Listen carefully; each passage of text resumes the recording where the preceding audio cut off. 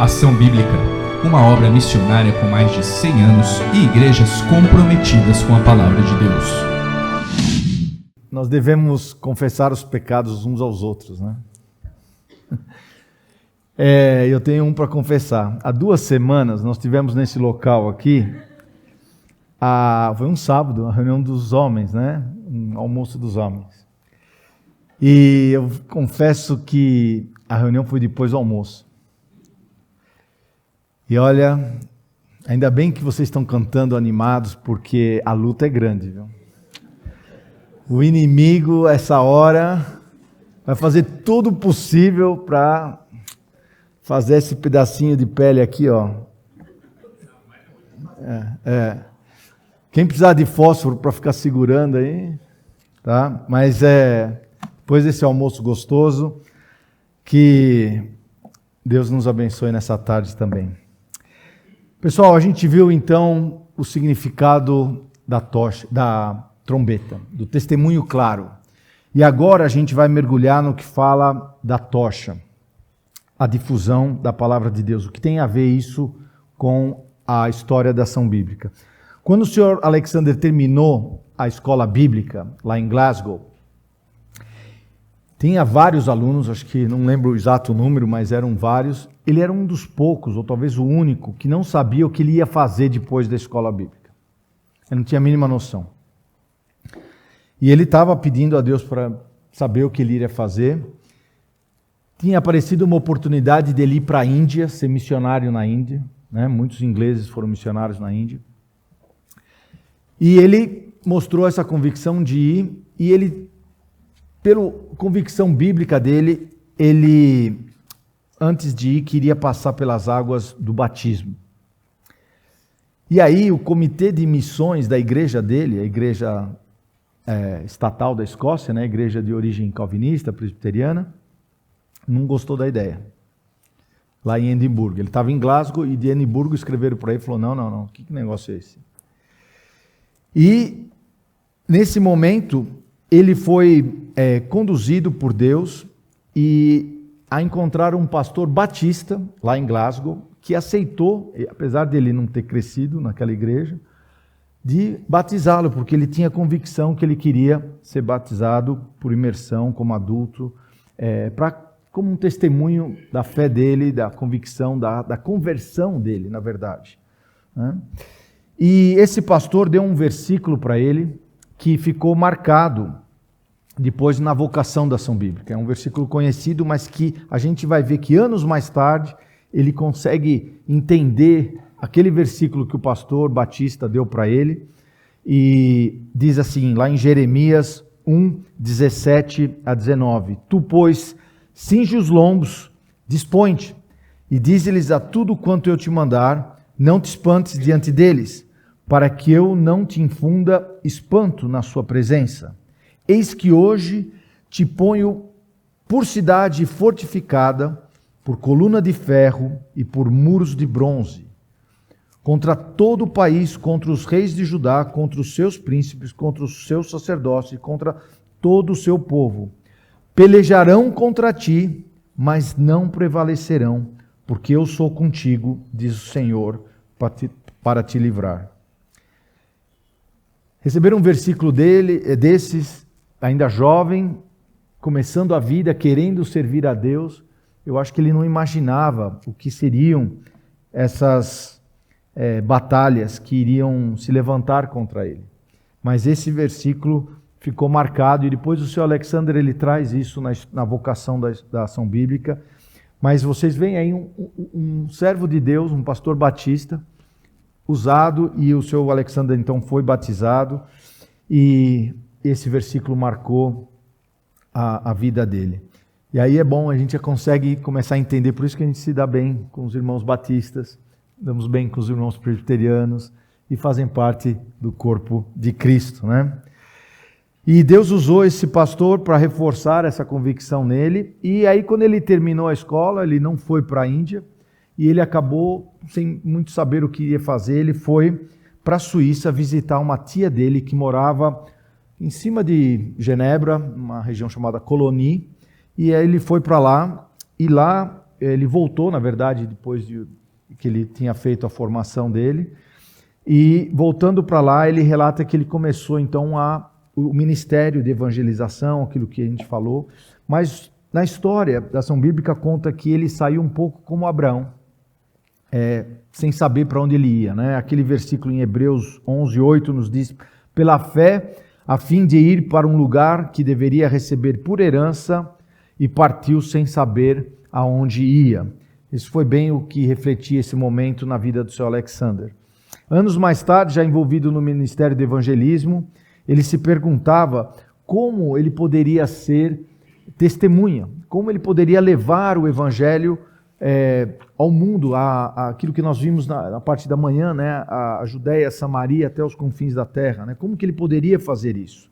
E aí foi que ele lembrou de uma promessa de Deus, que nós vimos também agora no vídeo, que está lá em Gênesis 13, que também faz parte, versículos que fazem parte da vocação da ação bíblica, e foi também na intimidade, não foi nada de sonho, nada, foi na intimidade dele com a palavra de Deus, que Deus sublinhou para ele Gênesis 13, 14 e 15, em que diz que também iria ser parte da nossa vocação. Diz assim: disse o Senhor a Abraão, depois que Ló se separou dele: ergue os olhos e olha desde onde está, para o norte, para o sul, para o oriente, para o ocidente, porque toda essa terra que vês eu te darei, a ti e à tua descendência para sempre.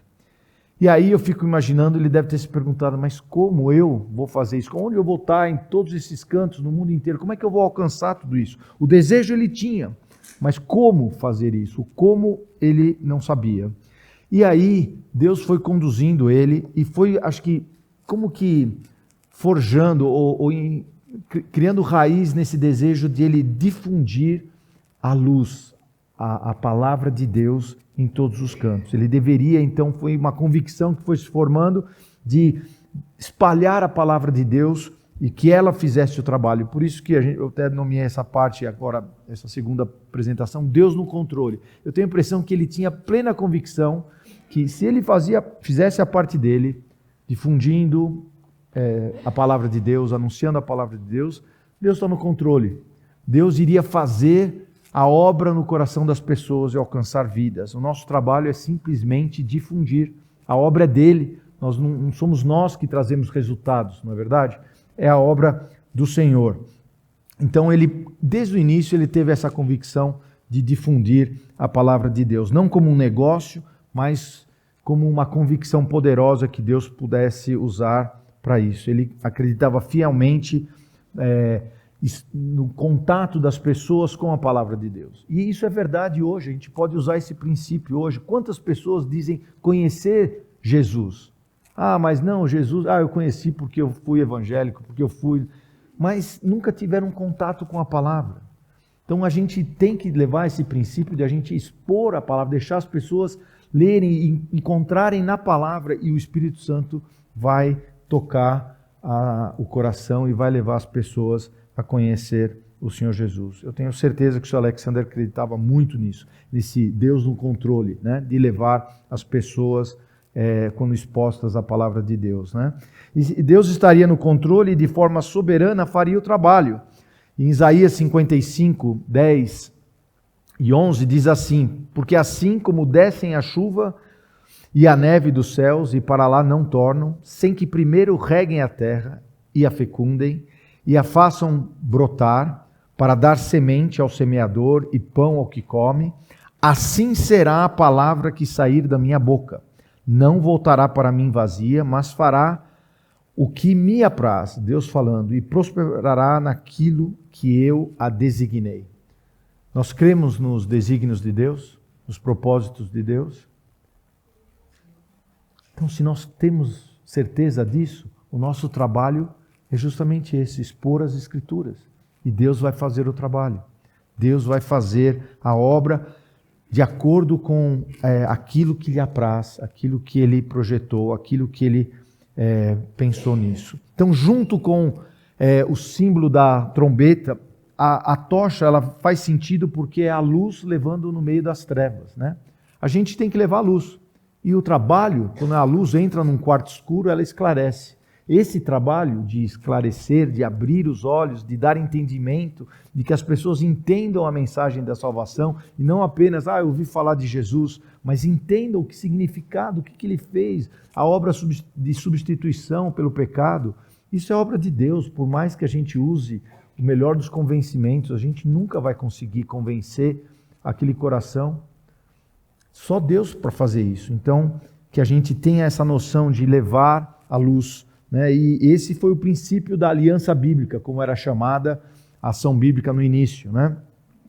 E depois, passado alguns anos, o fundador ele reconhece a mão de Deus nesse trabalho de evangelização, que nem a gente viu de manhã, que ele ia nas reuniões e pregava, mas também de difundir a palavra de Deus. Ele diz lá no livro, na história, ele diz que o movimento do Espírito Santo, tão visível, em particular nas campanhas de evangelização que me foram confiadas entre 1912 e 1918 na Suíça francesa, foram um verdadeiro avivamento. Em plena época de Primeira Guerra Mundial, ele reconhece, a gente fala hoje muito de avivamento, né, da história, mas ele reconhece que então foi a obra de Deus alcançando vidas que eram impactadas, né?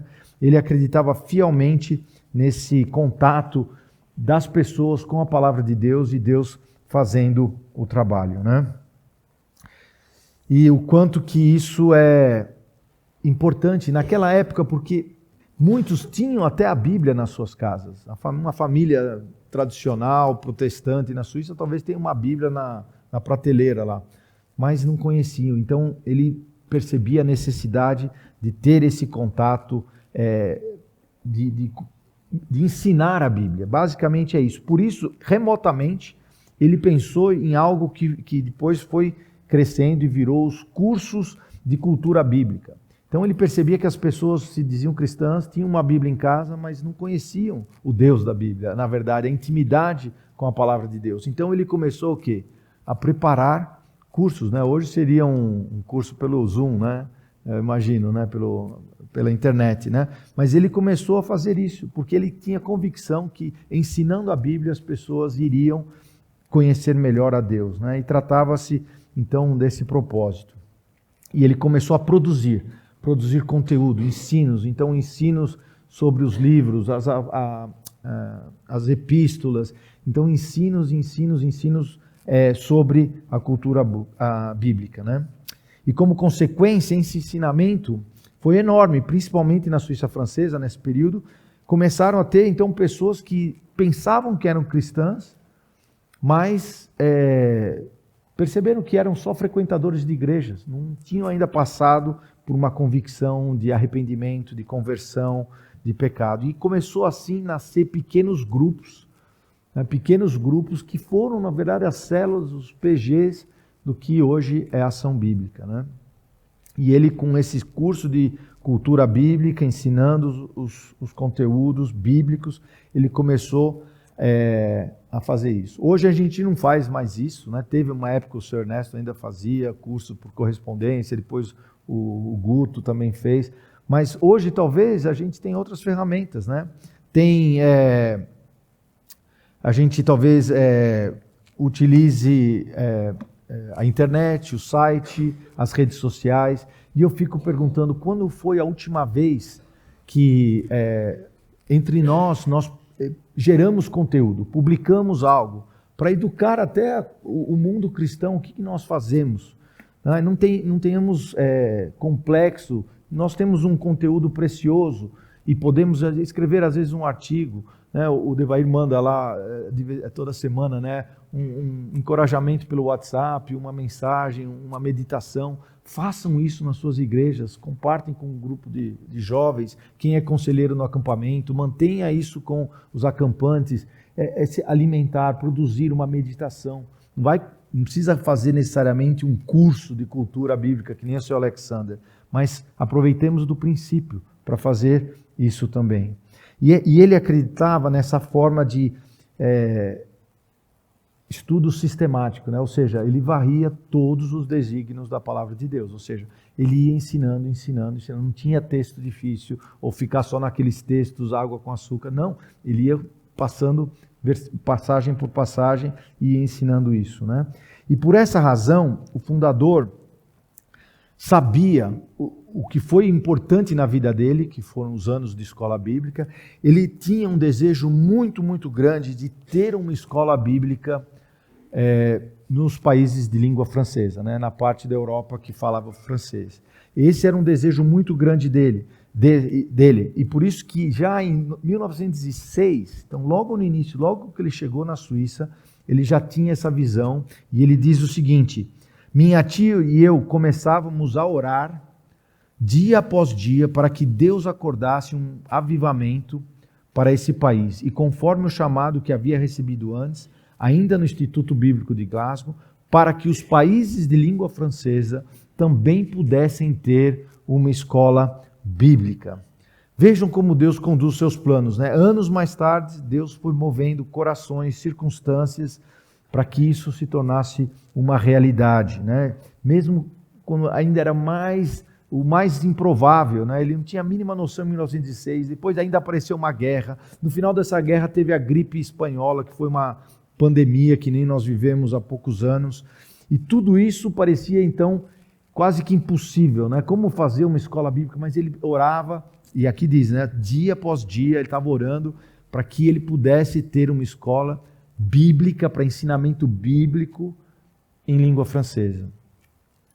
E aí eu fico pensando, né? Nessa época, o tamanho da pandemia que houve, né? Aquela gripe que atingiu toda a Europa, se estima que foram mais ou menos 100 milhões de mortos no mundo, né? Naquela época. E o seu Alexander e a esposa foram atingidos pela gripe, ficaram doentes, mas puderam se recuperar. E nesse período de recuperação, ele foi convidado por uma senhora, a senhora Julie Robert, a ir para uma região da Suíça, perto de Bienne, a ficar hospedado ali para descansar, recuperar as forças, se recuperar da sua doença. E foi nessa família, na família Robert, que ele foi lá em Bienne e ficou lá um tempo. E essa senhora, Julie Robert, que a gente viu uma foto dela logo no início, ela, em gratidão à Suíça ter sido preservada da Primeira Guerra Mundial, teve guerra em toda a Europa e a Suíça não participou da guerra, ficou neutra. Em gratidão a tudo isso, pela Suíça ter atravessado, ela ofereceu a casa dela para que fosse ali, naquele local, era uma casa grande, depois a gente vai ver uma foto, para que fosse ali feita a primeira escola bíblica na Suíça de língua francesa.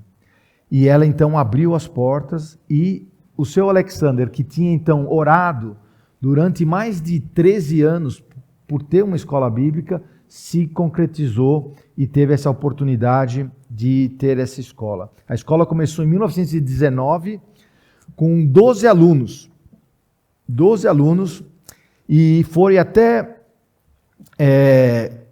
depois, no ano 21, tinha 24 alunos, e chegou a ter, em 1924, 65 alunos. Foram 6 anos nesse local, chamado Ried, que era essa propriedade, e aqui tem uma foto de um dos primeiros cursos, da primeira turma de alunos formados pela escola bíblica do seu Alexander. E muitos ali, vocês falam assim, não, o que eles foram? Viraram pastor? Foram fazer seminário? Não. Eram comerciantes, relojoeiros, trabalhavam em bancos, que separavam uma época da sua vida para dedicar, não tinha curso IAD na época, né? Então eles dedicavam uma época, tempo integral, para ir para essa escola bíblica. E esses foram os primeiros missionários da ação bíblica, porque quando eles terminavam a escola bíblica, eles partiam para o campo missionário com as suas profissões. Iam ser relojoeiros na França e abriam uma casinha, uma lojinha de consertar relógio, e que também vendia a Bíblia. E outros foram para ser marceneiros, outros foram para ser vendedores ambulantes, como vendendo Bíblias por distintos países. E a história da ação bíblica nos conta que eles foram espalhados, mais de 150 missionários saíram nessa época. Depois desse período de escola bíblica lá em Vienne, no Ried. 150 missionários saíram pela França, Marrocos, Líbano, Argélia, Índia, no Tibete, como o Patrick mencionou, Síria, Itália, a antiga Iugoslávia, Egito, Portugal, África do Sul e também o Brasil, que a gente vai ver mais para frente. Então, o seu Alexander começou a ver a promessa de Gênesis, né, se cumprir. Ele fazia a difusão da palavra de Deus, ensinava a palavra de Deus e as vidas iam levando a tocha para esses outros países, né? Observem que aqui, no próximo slide, aqui essa propriedade, o Reed, em Bienne, essa foto é atual, e ali as fotos antigas da época, e ali, a Luzia não está aqui, né? Eu falei para ela que eles estavam fazendo um mapa mundo ali, né? Falei, será que é para estudar geografia, né? Ela é professora de geografia. Falei, será que é para estudar geografia? O que vocês acham? Para que servia esse mapa? Exatamente, para orar. Então, na sala de aula, eles tinham o mapa do mundo justamente para orar pelo mundo e para difundir a palavra de Deus sobre esses continentes. E eu fico pensando, tem ali a foto que está na escada, ali do lado, ele está do lado do Brasil, dá para ver o mapa ali, né? Esse senhor chama Paul-André Robert, o avô da minha esposa. Ele teve 4 filhos e 2 foram missionários no Brasil. Será que ele estava ali só para estudar geografia ou para orar pelo Brasil? Pense nisso, essa geração que o Brasil era um negócio tão distante, né? Um negócio tão longe, não tinha internet, nada, mas eles estavam lá orando para que um dia a gente estivesse aqui hoje. Deus é fiel. E cada aluno que saía dessa escola bíblica tinha a responsabilidade de espalhar a semente, de levar a luz nas trevas, né? Eles deviam realmente sair ensinando a palavra de Deus, como nós vimos e cantamos sobre a parábola do semeador, né? Para que pudesse produzir 100, 60 e 30 por 1. O que o próximo slide diz? O que nós podemos aprender com isso?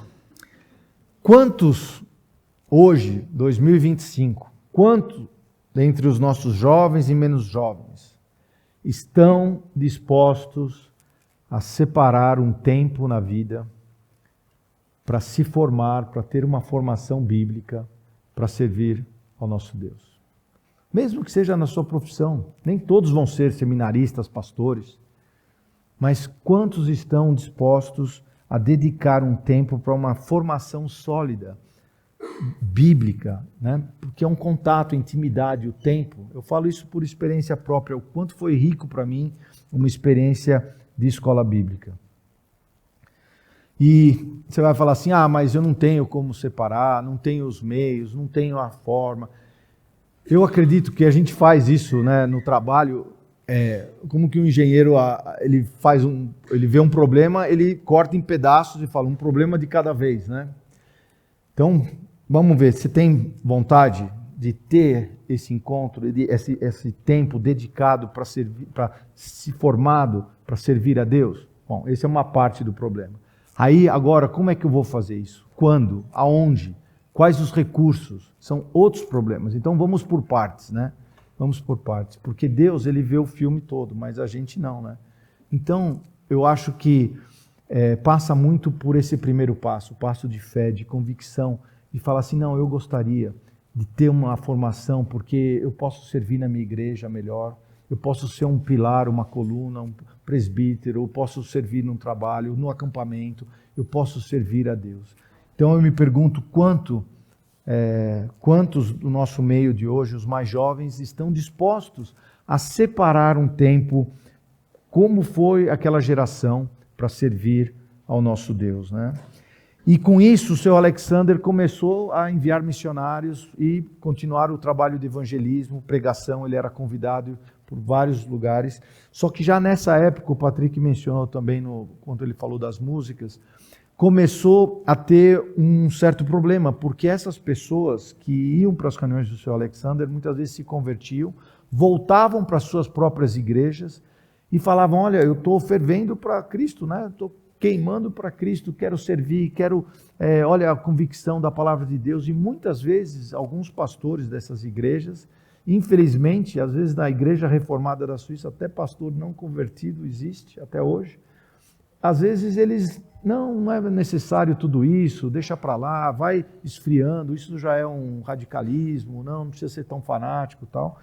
E começou a criar uma certa animosidade, e alguns, talvez por ciúmes, outros até por interesses, alguns achavam que o seu Alexander estava de olho naquela casa lá, que ia se apropriar daquilo, da família, e outros que nem eram cristãos, da própria família Robert, começaram a fazer um complô com alguns pastores para tirar o seu Alexander e que queriam que ele fosse embora da Suíça. Se ele tivesse ido, a gente talvez não teria ação bíblica como temos hoje, né? Ele talvez teria voltado para a Escócia.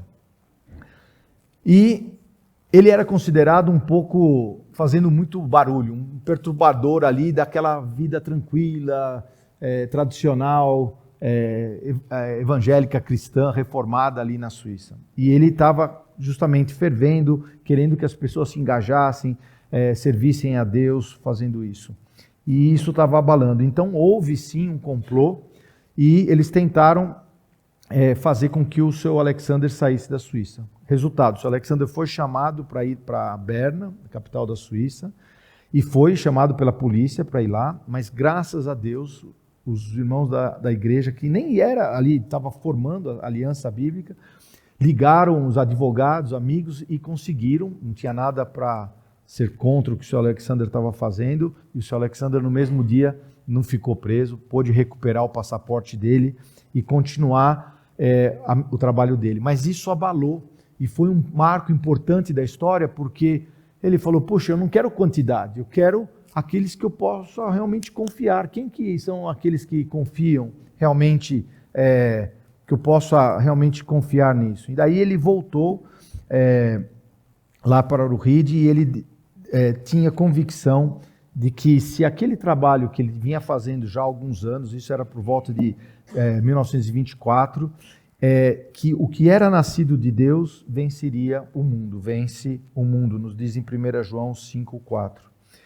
Mas eu imagino, como qualquer ser humano, imagina, né, ele falando, puxa Senhor, eu estou servindo, levando as pessoas a aprenderem mais da Bíblia, a se converterem, e de repente, olha o inimigo atacando, né? Eu imagino, ninguém é de ferro, né?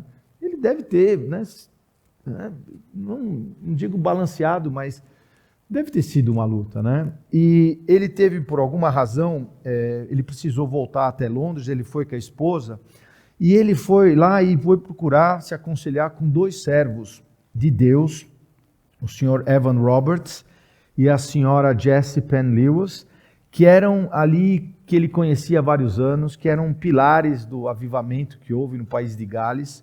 E ele foi conversar com eles, e olha que interessante, de novo, as mulheres sendo instrumentos aí nas mãos de Deus, né? Essa senhora, a senhora Penn Lewis, ela diz no livro que ele relata da seguinte forma: quando eu expus a situação dolorosa que ele tinha enfrentado na Suíça, a senhora Penn Lewis, pois eu e a minha esposa nos perguntávamos se o momento não era chegado para voltarmos para a Escócia, sair da Suíça e voltar para a Escócia. Depois de todo esse combate, essa dificuldade, né? Ela disse uma frase clara e direta, como ela só sabia. Mas vocês não pensaram que é o diabo que quer expulsar vocês do continente, né, da Suíça, e parar a obra começada? Olha que choque, né? Que palavra sábia, para que o seu Alexander então pudesse voltar para a Suíça com a convicção de que ia ser uma guerra, né, espiritual, que ia ser uma batalha, mas que ele ia estar ali voltado para servir a Deus. E eu fico pensando, é fácil o ministério nas igrejas? Mogi, Paulo, é fácil lá?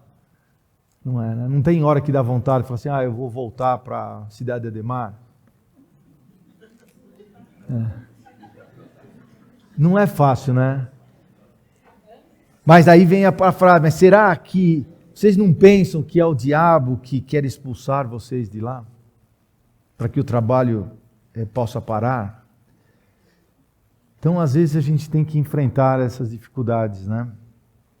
E voltando para a Suíça, ele teve a convicção que esse momento doloroso iria contribuir para o fortalecimento daquilo que estava nascendo, que ele nem sabia se era aliança bíblica ou ação bíblica, como ia ser chamado aquilo.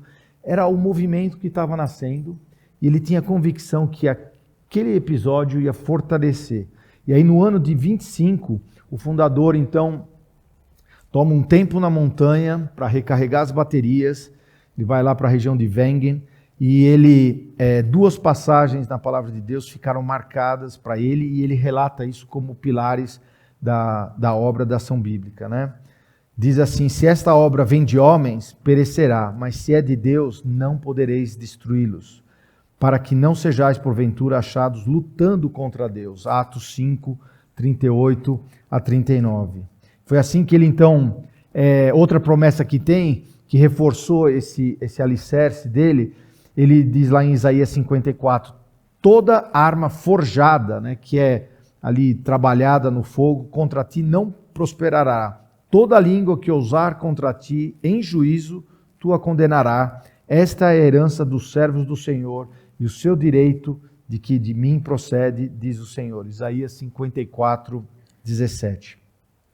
Então esses versículos deram para ele a certeza que ele ia voltar e ia começar o trabalho. E ele voltou com duas convicções: que ele não poderia continuar naquela casa, ter escola bíblica ali, por causa dos problemas da família, e também o grupo já estava grande, então ele não fez ali, não continuou o trabalho ali depois de 24, ele parou a escola bíblica ali, e ele começa nesse momento a elaborar o manual da ação bíblica. Quem é membro aqui assinou o manual, pois saibam que esse manual foi muito, e eu tenho os manuais na Suíça também, eles são muito, muito parecidos, não a parte da legislação brasileira, mas nossa vocação, a nossa convicção, a nossa declaração de fé tem muito a ver com o que ele começou ali, pelos anos 25, 26, a elaborar. E ele dizia: eu quero que todo mundo aqui assine, não assim como a gente assina qualquer coisa, mas é um compromisso de falar assim, não, ele falava, eu prefiro ter menos pessoas aqui, mas que estejam compromissadas, do que ter muitas que deram as facadas nas costas dele, né? Porque traíram ele. Falavam, chamavam ele para evangelizar, fazer reuniões, mas depois fizeram um complô contra ele. Então ele fala, eu prefiro ter um grupo pequeno, mas que fosse realmente fiel e convicto ali das convicções dele. Então ele começou a elaborar o manual para que as pessoas pudessem assinar. E aí a convicção vem de que ele poderia então continuar o objetivo dele de ter escola bíblica, mas aonde, né? E aí que veio para ele em mente, ele se lembrou do que ele fazia mais de 20 anos antes, orando com a sua tia, lá em Coloni, naquela região, um terreno vizinho da tia dele, onde ele falou, ali vai ser a escola bíblica que eu gostaria de fazer de língua francesa. Diz lá no texto do livro, diz, numa tarde de primavera de 1907, quando eu caminhava com minha tia, falando sobre a escola bíblica e da grande preocupação que tínhamos no coração. Traduz isso, oração, né? Vendo um terreno vizinho, eu disse, é aqui que a nossa escola bíblica deveria ser construída. Então isso ele viu em 1907, nós estamos agora em 1926, 25, aí caiu a ficha, olha, aquele lá eu lembrei, aquela promessa de Deus, aquela convicção, e em 1926 ele começou então o plano para construir a escola bíblica de Genebra, ali em Coloni. E naquele mesmo terreno que ele havia orado com a tia dele. Foram 2 anos de muita oração para construir, engajamento dos membros, daqueles que haviam realmente se comprometido já com a ação bíblica, fazendo doações, e foi suficiente para construir um prédio maravilhoso que existe até hoje, uma linda propriedade da ação bíblica, onde hoje tem o Instituto Bíblico de Genebra. E ali em 1928, 11 de janeiro de 1928, uma nova turma recomeçou a escola bíblica ali já agora em Coloni, onde é chamado a Rocha, Le Roca. E ele decidiu chamar esse lugar como a pedra inicial, né? Ali o fundamento. E olha que interessante, durante a construção, quando eles estavam construindo esse prédio, que fez um arquiteto lá, com uma ala para as moças, outra ala para os homens, e um prédio ali no meio, é realmente muito bonita essa propriedade. Eles estavam fazendo isso, e no meio das escavações ali para fazer a fundação do prédio, eles estavam ali, naquela época não tinha os tratores que a gente tem hoje, era tudo no braço, né? Fazendo tudo isso, eles encontraram uma pedra gigante lá que tinha que ser removida. E aí eles tiraram essa pedra, e essa pedra está lá até hoje, na entrada da escola bíblica lá, e eles colocaram no lugar uma Bíblia, dizendo, vai ser sobre essa rocha que essa escola vai estar sendo sustentada, sobre a rocha da palavra de Deus. E tiraram aquela rocha e deixaram de lado, e colocaram justamente essa rocha, e tem uma placa dizendo, todo aquele, pois, que ouve essas palavras e as pratica, será comparado a um homem prudente que edificou a sua casa sobre a rocha. Então está lá a placa, hoje a escola bíblica aqui, e a época da construção dela.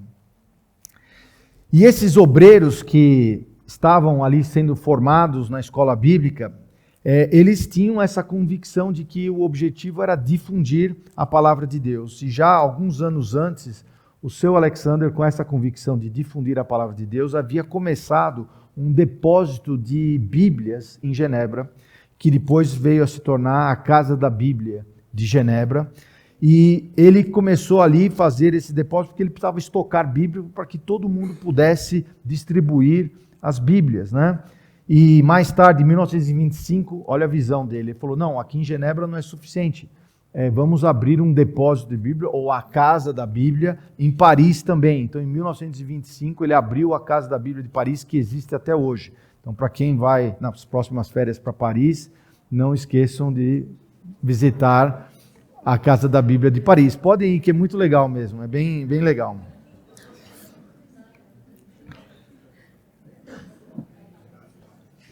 E eles hoje, a Casa da Bíblia, existem ainda na Europa várias Casas da Bíblia, e eles, então é uma livraria, papelaria, e alcança milhares de pessoas, através da história, alcançou milhares de pessoas, porque as pessoas iam lá e queriam se informar, me recomenda um livro, olha, está aqui, lê essa porção, lê esse livro, aqui um comentário sobre o Evangelho de João, e as pessoas iam assim buscando, e muitos se converteram e foram alcançados pela palavra de Deus. E foi assim que os primeiros missionários depois vieram para o Brasil, no início dos anos 30, vieram para cá o Charles Coller, o casal Eisenhut, o casal Beckenhagen, o seu Willy Macot também, foi nessa época.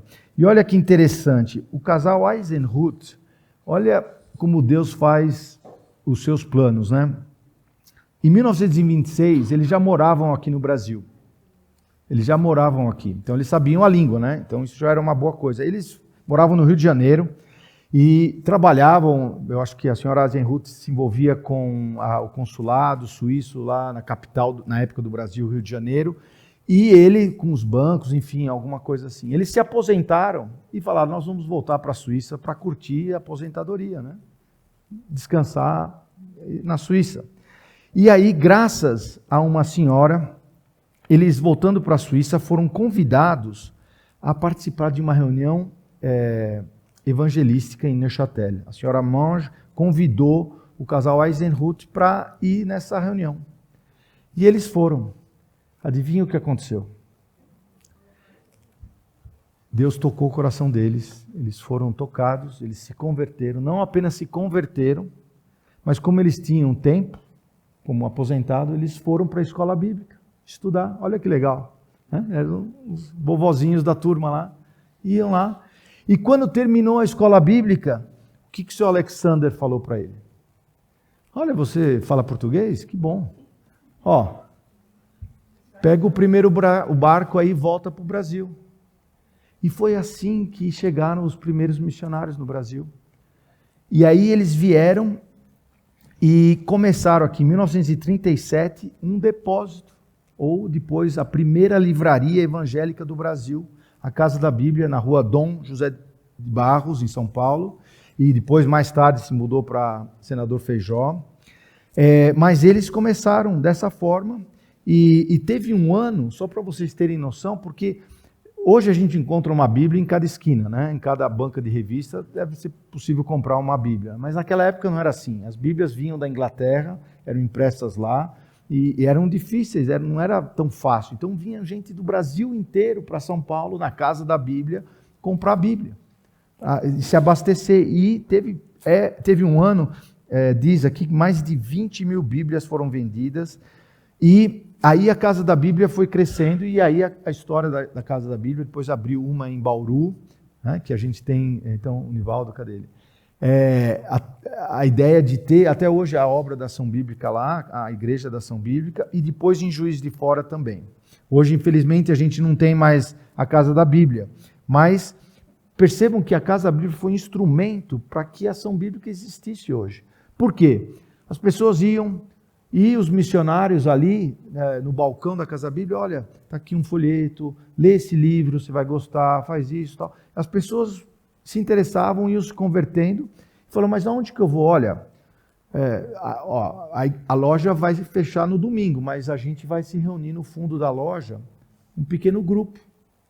E foi assim que começou a ter os primeiros núcleos da Ação Bíblica aqui no Brasil, de grupos de pessoas que foram se convertendo e se juntando à Ação Bíblica. E eu fico perguntando, o que a gente pode... depois isso são os outros Casa da Bíblia em outros países, né? Lá em Paris, por exemplo, é isso mesmo. O que a gente pode aprender com tudo isso, né? Com essa nossa história? Será que hoje, como igrejas AB, será que existe essa vocação, essa disposição de, primeiro, perseverar diante das dificuldades, e esse desejo de buscar novas fronteiras, né? Novos territórios, esse desejo de simplesmente ser usado por Deus para conquistar, alcançar vidas, difundir a palavra de Deus, deixar a palavra de Deus ir mais longe, levar. Quando foi a última vez que nós demos uma Bíblia de presente para alguém? Uns anos atrás eu dei uma Bíblia para um médico, um ortopedista. Ele levou um susto, ele falou, nunca ninguém me deu uma Bíblia. Será que nós temos esse hábito? E eu fico pensando, talvez a gente não vai ter, a gente nunca sabe, né, futuro, mas a gente já teve a Casa da Bíblia aqui no Brasil, talvez a gente não venha a ter de novo. Mas será que esse princípio a gente pode guardar hoje? De querer alcançar realmente vidas e levar a palavra para que ela faça o seu trabalho? Olha, leva um folheto, leva o PAB. O PAB é tão prático, você leva dentro da carteira um PAB, né? Ó, acho que tem aqui, ó. Leva junto, entrega, deixa a palavra de Deus trabalhar, né? E esse versículo aqui de Filipenses 2, 14 a 16, para mim resume bem um pouco essa geração.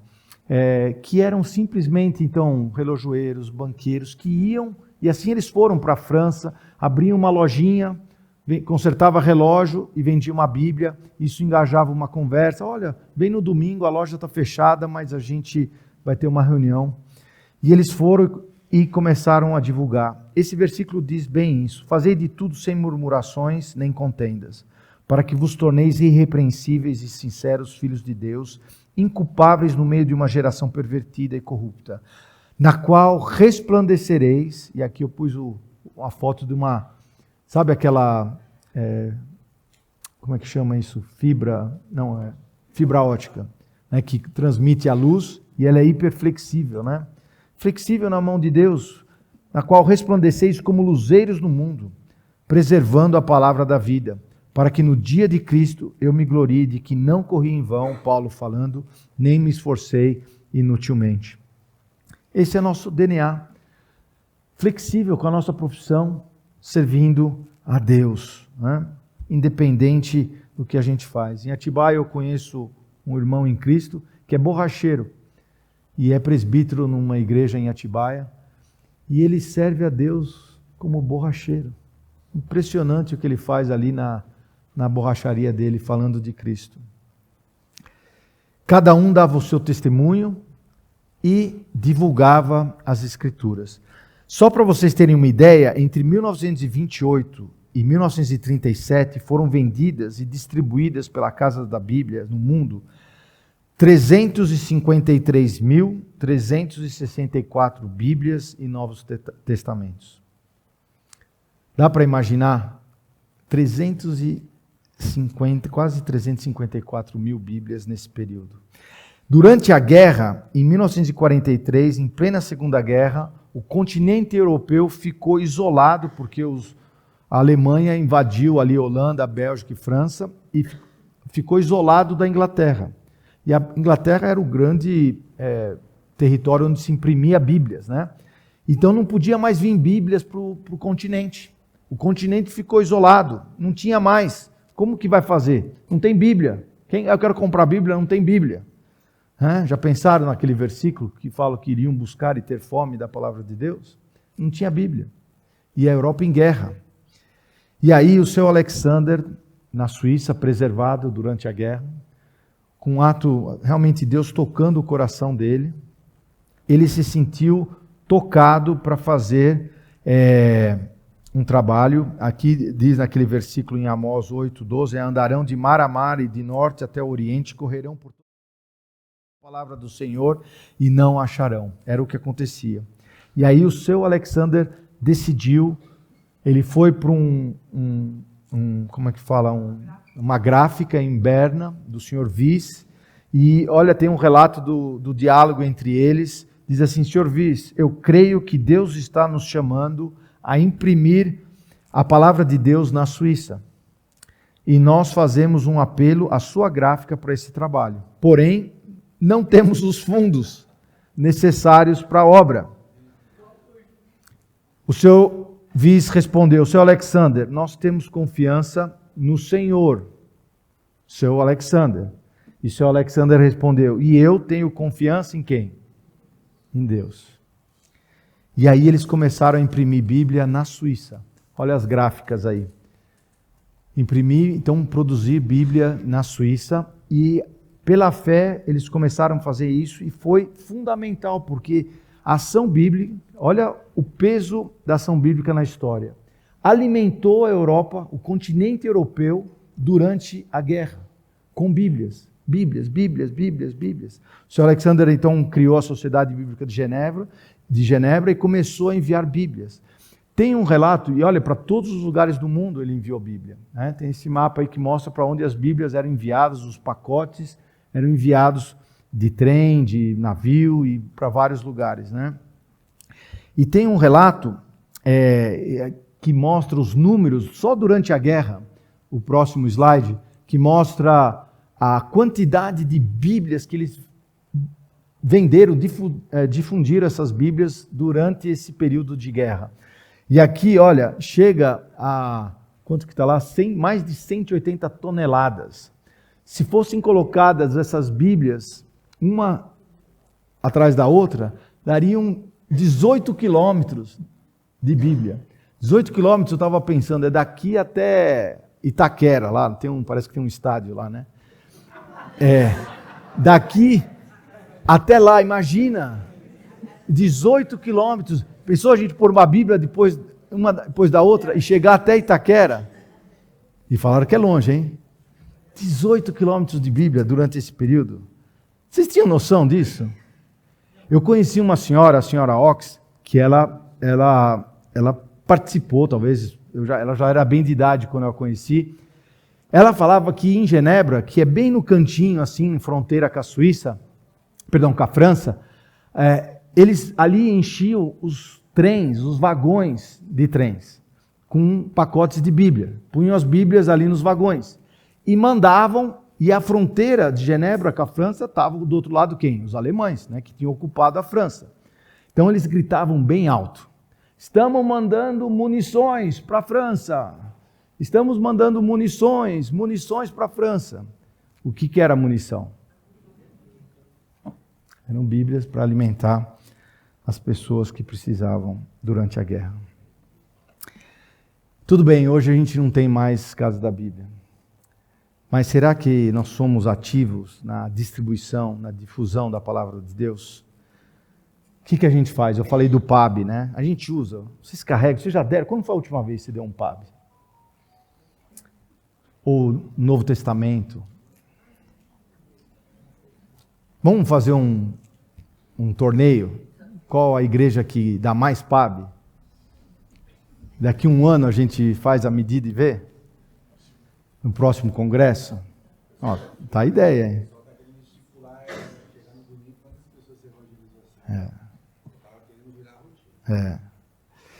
Mas pensem nisso. Já pensou se todo mundo tivesse distribuindo um PAB, dando uma Bíblia de presente? E eu penso que nesse versículo, né, que também é importante na palavra de Deus, Eclesiastes 11:1. Lança o teu pão sobre as águas, porque depois de muitos dias o achará. É Deus no controle. O nosso trabalho é difundir a palavra de Deus e Deus vai fazer o controle de alcançar vidas, né? E para mim, eu fico pensando, quando a palavra de Deus penetra primeiro nas nossas igrejas e nas vidas das pessoas, e as pessoas criam intimidade com a palavra de Deus, o primeiro desejo é querer distribuir, difundir, deixar Deus fazer o trabalho. E eu encorajo os irmãos, para quem não sabe, a gente falou do site hoje, lá no site tem também um plano de leitura bíblica. Entrem lá, é um plano de leitura bíblica que para cada dia tem 2 textos. E se você acompanha um texto, ou 2 em 3 anos e meio, ou lendo um por dia, talvez em 7 anos você vai ler ali a Bíblia completa. E aqui não é ler assim, eu quero ler a Bíblia em um ano. Toma o tempo, medita, toma isso como seu devocional. Isso era muito encorajado e marcou muito essa geração, esse contexto. Esse plano de leitura, na verdade, vem de um livrinho que a Ação Bíblica publicava há muitos anos, que era chamado Hoje, que publicava justamente um plano de leitura, a preocupação dos nossos líderes para que todos os membros pudessem ler e ter essa intimidade com a palavra de Deus. E o ano passado eu tive em contato com um tio da Jaque, chama André Robert, filho daquele que fez as primeiras, o Paulo André, que fez uma das primeiras escolas bíblicas lá. E ele hoje está já aposentado, ele foi missionário da Ação Bíblica durante muitos anos. Hoje, com mais de 94 anos, ele vive numa casa de repouso na Suíça. E o ano passado, eu e a minha filha fomos visitá-lo, e chegando lá, ele estava lendo a sua Bíblia. E a gente já tinha conversado isso alguns anos antes, e ele tinha me falado uma coisa, olha só o impacto para essa geração. E ele foi impactado pelo pai, né, que foi um dos pioneiros da Ação Bíblica, e depois ele, com a formação, arquiteto de formação, mas que serviu a Deus toda a sua vida como gerente da Casa da Bíblia, depois pastor na Suíça Alemã, depois na França também. E ele falou que aos 20 anos, apesar de ter crescido numa família cristã, aos 20 anos ele teve realmente um momento íntimo com Deus, uma convicção, se entregou a Deus, e ele se prometeu a ele mesmo que ele iria ler a Bíblia uma vez por ano inteira. Que todo ano ele iria ler a Bíblia. Hoje ele está com 94 anos. Quantas vezes ele leu a Bíblia? Quem é bom de matemática aí? Irmãos, quando a gente lê a Bíblia 70 vezes, 72 vezes, 73 vezes, isso fica impregnado na nossa roupa. Começa a cheirar. Então, olha o impacto que essa geração teve, esse contato, a raiz, como ela vai profunda. Então, de novo, não é para idolatrar aqueles que nos precederam, mas o que isso nos ensina hoje? Será que a gente tem essa fome de ser impregnado, de ser forjado, de ser moldado, de ficar impregnado mesmo, apegado à palavra de Deus dessa forma? Será que existe essa intimidade com o Mestre? E o André Robert, ele foi missionário em Marseille, na França, que hoje a Bárbara esteve lá há pouco tempo. É uma cidade que talvez é uma das mais muçulmanas da França.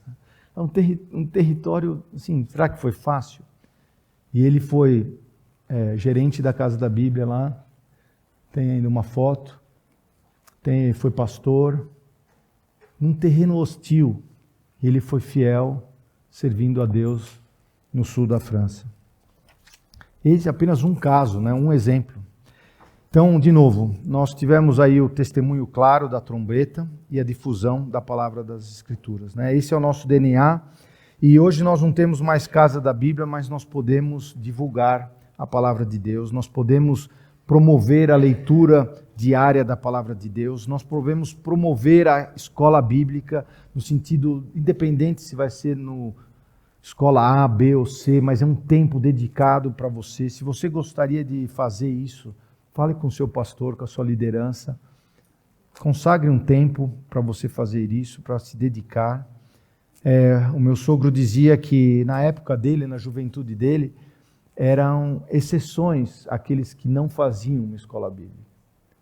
Tinha algum problema aquele que decidia não fazer uma escola bíblica. Invista o seu tempo, a sua energia para aprender de Deus, vale a pena. E aqui no Brasil, boas opções não faltam, seminários, em outros lugares também, mas isso faz parte e a gente pode aprender com esses que nos precederam.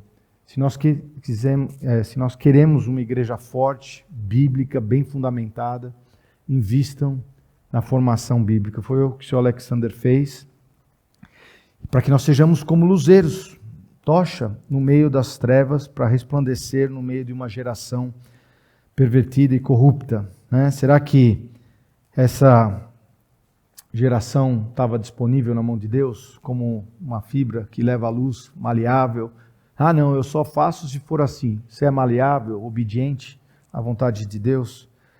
E assim eles iam, e essa é a responsabilidade que nós temos. Diz lá em 2 Timóteo 2,15, procura apresentar-te a Deus aprovado, ou seja, com uma formação, né? Como obreiro, você está pronto para servir, né? Então hoje você vai sair daqui com um livretinho chamado Salvos para Servir. Leiam esse livretinho. Você está realmente salvo, baseado em 1 Tessalonicenses 1,9. Você está realmente convicto que você está pronto para servir a Deus? Que não tem de que se envergonhar, né? Que se dá um testemunho, que maneja bem a palavra de Deus, que tem conhecimento, que sabe pregar, dar um testemunho, falar de Deus. Isso não é exclusividade só dos pastores. Para difundir a palavra de Deus. Deus é fiel e Ele fará a obra dele. Vamos orar? Senhor nosso Deus, obrigado mais uma vez pela riqueza da Tua palavra, pelo alcance da Tua palavra, porque ela é luz e ela nos alcançou um dia, transformou, trouxe clareza, claridade ao nosso coração que estava repleto de trevas, de pecado. Obrigado, Senhor, porque homens e mulheres se dedicaram, foram maleáveis, flexíveis para Te servir, para se formar e ser úteis nas Tuas mãos, e assim a palavra de Deus chegou até nós. Obrigado, Senhor, por essas vidas, e obrigado por saber que a Tua obra permanece, a Tua igreja, Senhor, nós pertencemos ao corpo de Cristo, a obra é Tua, queremos ser apenas instrumentos, luzeiros mesmo, que levam a luz no mundo. Faça, Senhor, que possamos entrar mesmo em obras preparadas por Ti. Teu santo nome. Amém.